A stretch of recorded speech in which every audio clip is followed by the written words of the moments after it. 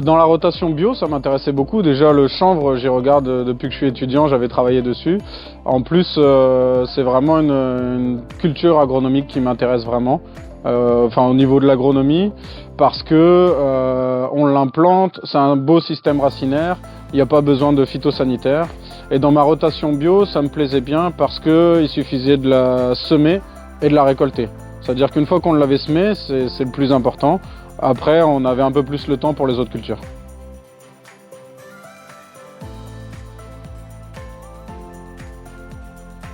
À mon avis, les étapes clés, c'est de déjà mettre le chanvre dans des bonnes terres.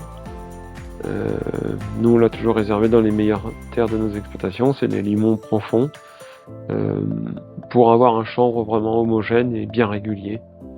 La plus grosse étape, c'est le semis. Vraiment, l'étape la plus importante, c'est le semis où on doit bien l'implanter.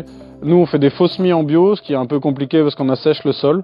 Et il faut que le chanvre il parte le plus vite possible, qu'il aille très vite au démarrage. Et par contre, si on a un chanvre correct entre 1,50 m et 2,20 m, 2,30 m, là, on a des parcelles super propres à la fauche et qui restent. Ce qui est intéressant, c'est qu'ils restent propres pendant le rouissage, contrairement aux parcelles de lin, des fois en bio qui se ressalissent beaucoup. Une partie où ça a été surprenant, c'était les pigeons et les corbeaux, où au démarrage, il faut y être tout le temps, jusqu'à 3-4 cm, parce que les pigeons et les corbeaux font un énorme dégât. Donc ça, c'est pas à prendre à la légère.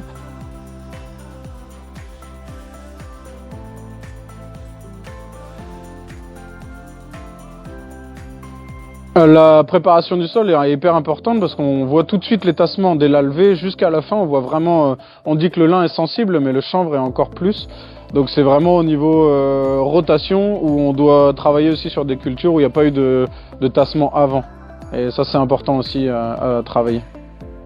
C'est vraiment dès qu'il y a un peu de vent au moment de la fauche, voilà, faut vraiment que le terrain soit préparé super plat, faut vraiment que voilà, si le chanvre est un peu haut, faut pas aller trop vite à la fauche. Voilà, je pense que c'est un point clé dans la récolte aussi, la fauche. La petite difficulté un peu, c'est de rentrer le chanvre dans des bonnes conditions.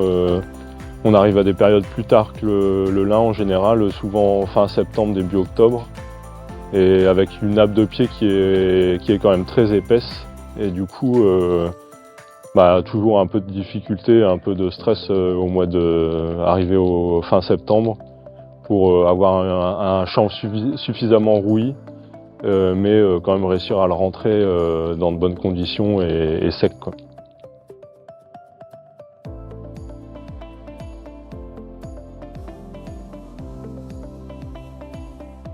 Pour l'année 2024, la fauche est plutôt bien passée quand même dans l'ensemble. Les machines marchent de mieux en mieux, clairement. La fauche se passe très bien depuis qu'on a les faucheuses Heiler. Là, c'était la 3e année cette année qu'on avait les faucheuses Heiler pour remplacer les faucheuses chinoises. Et du coup, on a des nappes bien alignées. Même cette année, on avait des chanvres un petit peu versés dans certaines zones.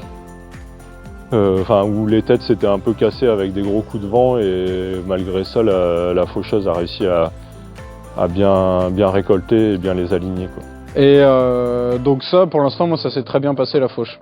Ils étaient à 1,3 hectare à l'heure, ce qui est plutôt dans une moyenne haute. Donc très satisfait là-dessus.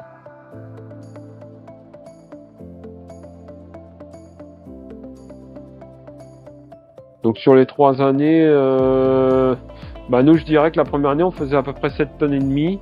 L'année passée on faisait plutôt 7 tonnes. Et cette année, on va plutôt être autour de 8 tonnes, je pense. Et au niveau filasse, ces 2 années que l'on a taillé, donc les 2 premières années, on était autour de 1,4 tonne de fibres longues à l'hectare. Il y a 3 ans, on fait 7 tonnes 3 de paille à 24% de filasse. L'année dernière, on est à 15% de filasse avec 4,5 tonnes.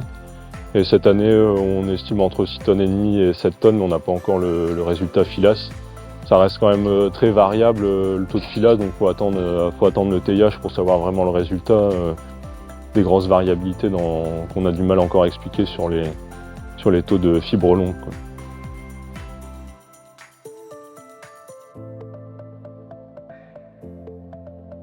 Alors moi, le conseil que je donnerais pour débuter, c'est de semer ça dans les meilleures parcelles de l'exploitation.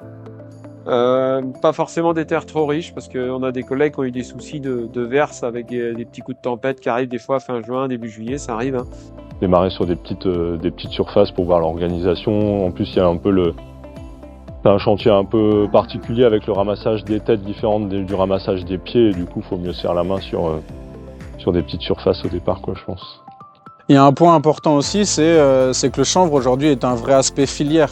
Vu qu'il y a tout à construire, la filière doit se construire ensemble, et c'est pour ça que chaque agriculteur qui veut mettre du chanvre peut vraiment être dans une idée de filière et d'aller dans les coopératives ou les privés qui travaillent déjà là-dessus.